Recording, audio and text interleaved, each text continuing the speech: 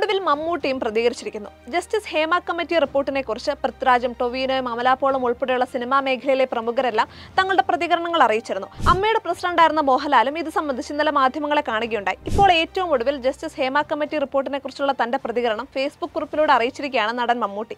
Facebook കുറിപ്പിൽ പറയുന്നത് ഇങ്ങനെയാണ്: മലയാള സിനിമാ രംഗം ഇപ്പോൾ അഭിമുഖീകരിക്കുന്ന സംഭവ വികാസങ്ങളാണ് ഈ കുറിപ്പിന് ആധാരം.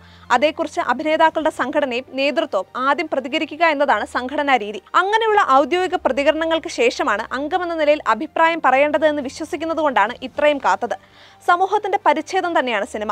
സമൂഹത്തിലെ എല്ലാ നന്മതിന്മകളും സിനിമയിലുണ്ട്. സിനിമാ മേഖല സമൂഹം സൂക്ഷ്മമായി ശ്രദ്ധിക്കുന്ന ഒന്നാണ്. അതുകൊണ്ട് തന്നെ അവിടെ സംഭവിക്കുന്ന ചെറുതും വലുതുമായ എല്ലാ കാര്യങ്ങളും വലിയ ചർച്ചയ്ക്കിടയാക്കും.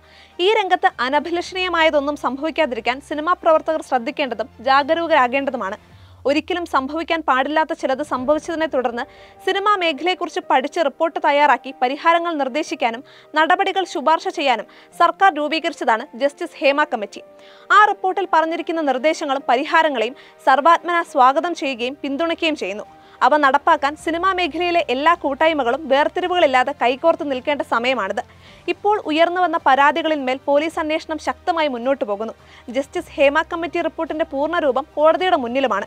പോലീസ് സത്യസന്ധമായി അന്വേഷിക്കട്ടെ, ശിക്ഷാവിധികൾ കോടതി തീരുമാനിക്കട്ടെ. സിനിമയിൽ ഒരു ശക്തി കേന്ദ്രവുമില്ല. അങ്ങനെ ഒന്നിന് നിലനിൽക്കാൻ പറ്റുന്ന രംഗവുമല്ല സിനിമ. ജസ്റ്റിസ് ഹേമ കമ്മിറ്റി റിപ്പോർട്ടിലെ പ്രായോഗികമായ ശുപാർശകൾ നടപ്പാക്കണമെന്നും അതിന് നിയമ തടസ്സങ്ങൾ ഉണ്ടെങ്കിൽ ആവശ്യമായ നിയമനിർമ്മാണം നടത്തണമെന്നും അഭ്യർത്ഥിക്കുന്നു. ആത്യന്തികമായി സിനിമ നിലനിൽക്കണം എന്ന് പറഞ്ഞുകൊണ്ടാണ് കുറിപ്പ് അവസാനിപ്പിക്കുന്നത്.